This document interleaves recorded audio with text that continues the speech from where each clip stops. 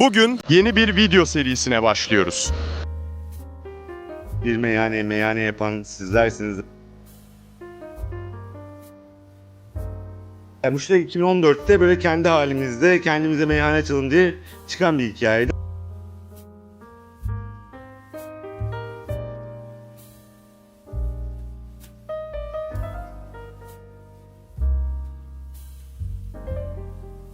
Kolektif de yemeğin ürünü burası. Yani sadece benim tek başıma yaptığım bir şey değil. İşte buradaki ortaklarım, buradaki emekçi arkadaşlarımın hepsinin kıymetli katkılarıyla bu çıktı ortaya.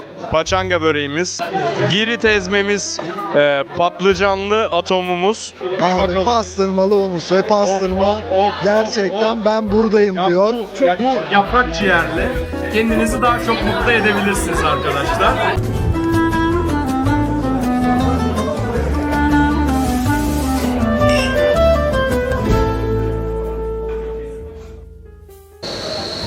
Herkese selamlar.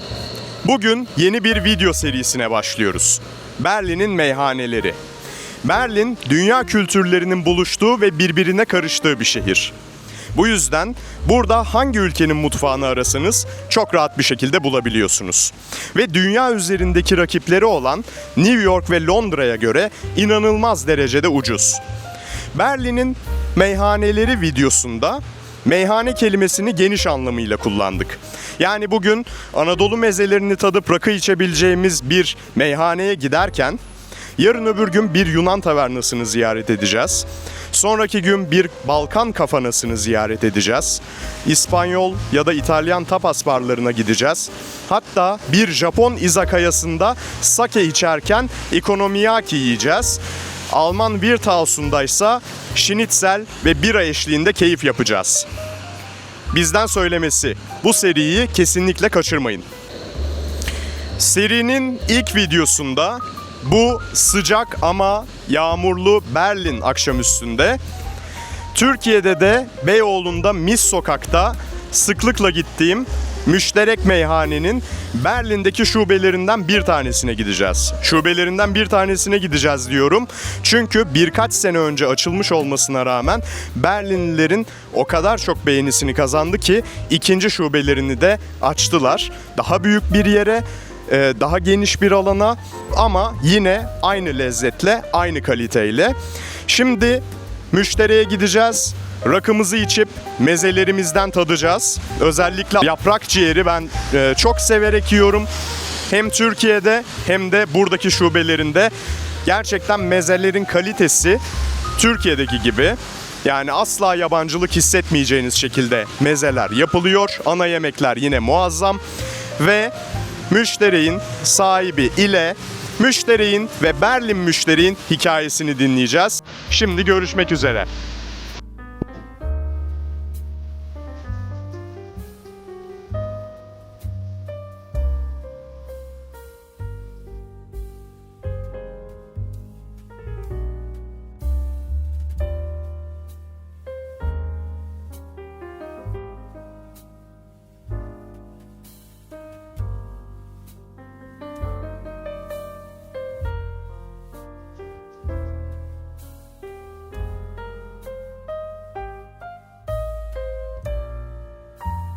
Merhaba arkadaşlar. Bugün Alaz'ın kanalındayız ve Müşterek Berlin 2'deyiz. Bugün aslında burada yeni bir meyhane deneyimi Berlin için aslında neredeyse.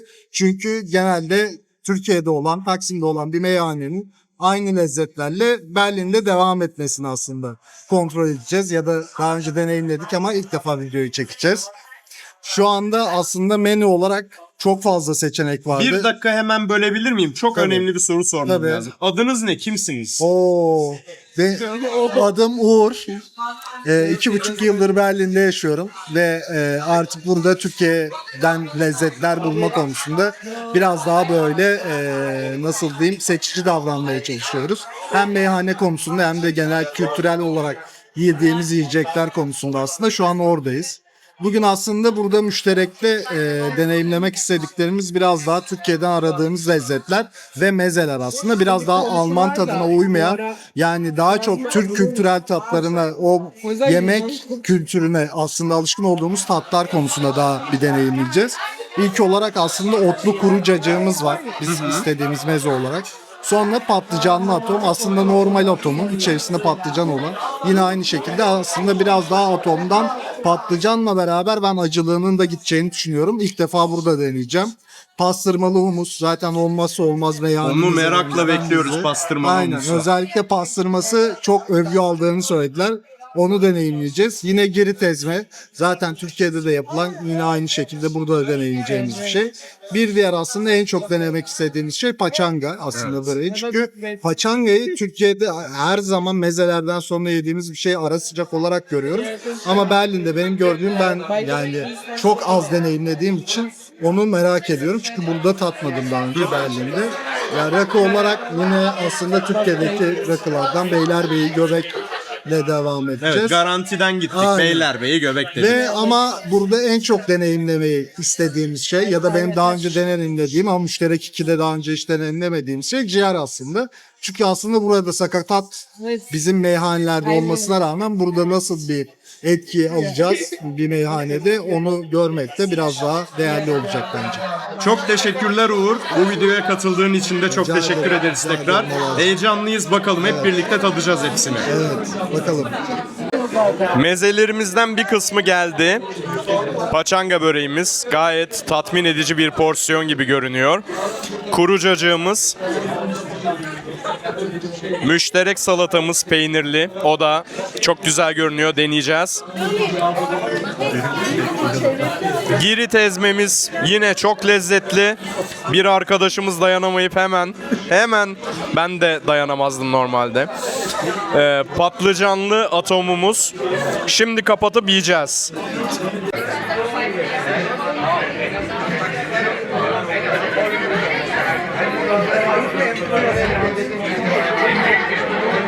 Evet, yani gerçekten ben atom Türkiye'de yerken ilk yediğim lokmayla beraber ışkırmaya başlardım.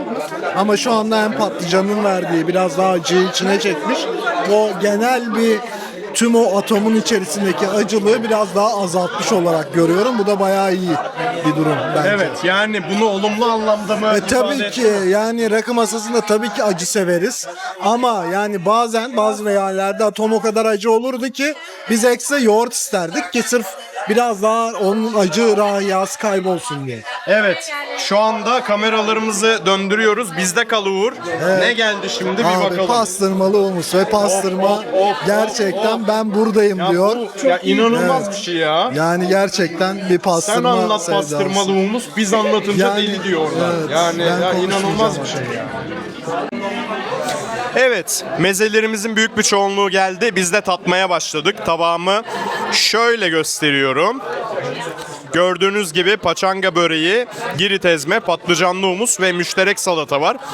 Hepsinden denedim. Hepsi inanılmaz güzel. Burayı zaten gelmeden önce de tavsiye edebilirdim. Tek söylemek istediğim şey, bozmamış, iyi şekilde yolunda devam ediyor.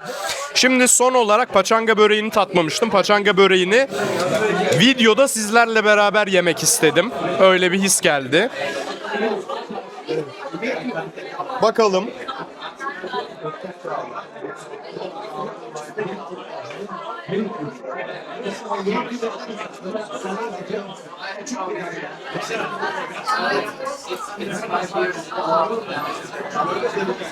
Mükemmel bir atlayış. Yani gerçekten inanılmaz güzel. Buraya çıkın gelin. Bir de arkadaşlarımın izniyle dokunulmamış olan gösterelim. Pastırmalı humusumuzdan hemen bir kaşık alacağım. Hemen şöyle. Alabilirsem elbette.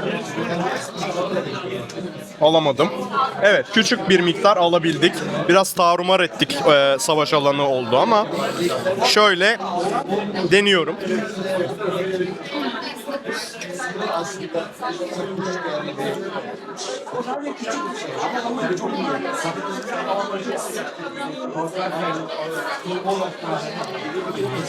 Şu anda WhatsApp grubumu konuşamam. Yalnızca pastırmalı humus olarak değiştirmek istiyorum yani. O kadar güzel. Evet. Mutlaka söyleyin arkadaşlar. Biz yemeye devam ediyoruz. Görüşmek üzere. Evet. Gustav Klimt'in bir tablosundan Lego seti oluşturulmuş. 4000 parça, $300 değerinde gördüğünüz gibi. Fakat burada 10 euroya, 10-12 euroya bu yaprak ciğerle kendinizi daha çok mutlu edebilirsiniz arkadaşlar. Tıpkı Beyoğlu Mis Sokak'ta yediğim gibi. Demin Uğur yedi. Çekmeyi unutmuşuz. Şimdi ben yiyeceğim. Bakalım.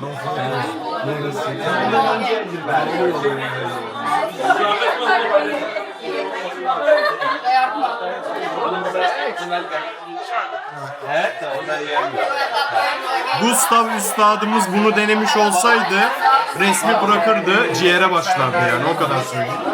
Kesinlikle çok güzel arkadaşlar. İstanbul'daki tadın aynısı. Mutlaka gelin yiyin.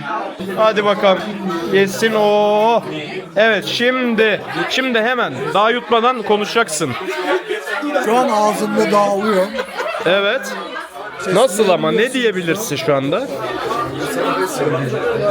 Gerçekten tam kıvamında pişmiş. Gustav Klimt'in yeni Legosu mu yoksa bu mu? Bence bu. Evet. Biz bunu midede Gustav Klimt tablosuna dönüştürebiliriz. Fikir olan. Aynen öyle, evet. Var mı başka denemek isteyen? Kamera karşısında denemek isteyen var mı? Kapatayım mı?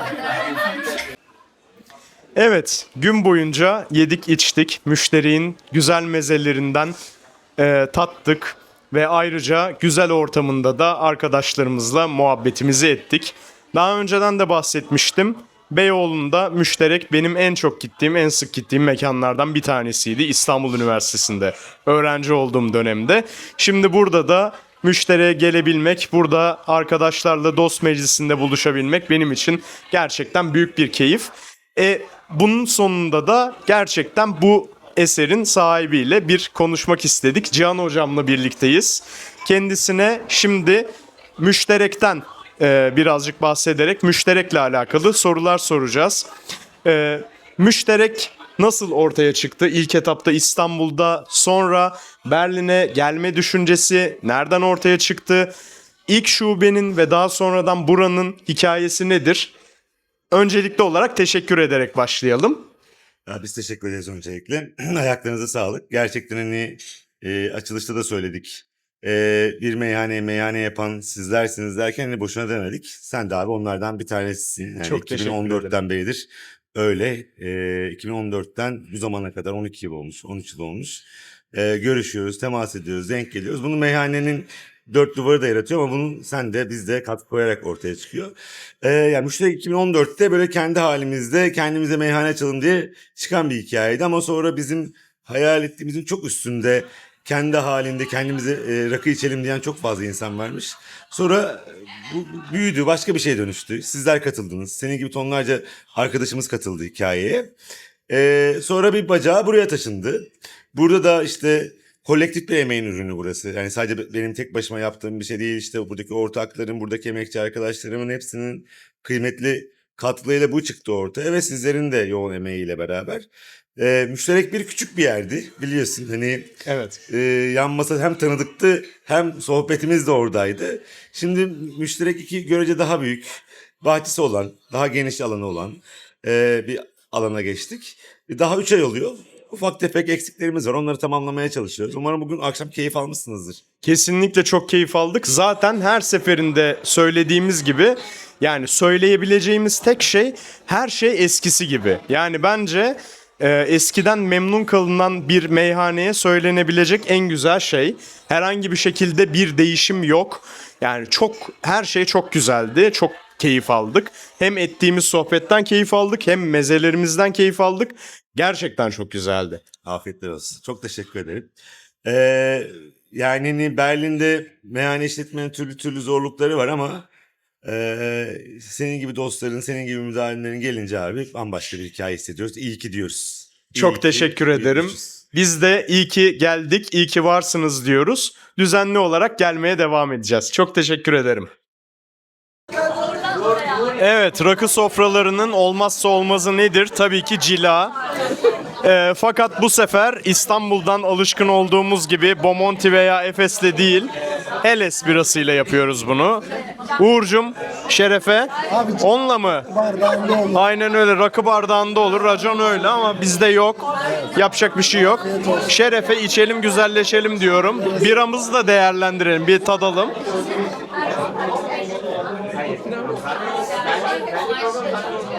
Evet, normal Alman birası yani. Güzel. Helles abi. Evet. Karpuzumuz da var. Onu da çekelim. Aynen öyle. Karpuz olmazsa olmaz biliyorsunuz. Arkadaşlar, bize bu meyhane maceramızda eşlik ettiğiniz için çok teşekkür ederiz. Bir dahaki videoda başka bir kültürün meyhanesiyle karşınızda olacağız. Kendinize iyi bakın. Hoşça kalın. Size de afiyetler olsun.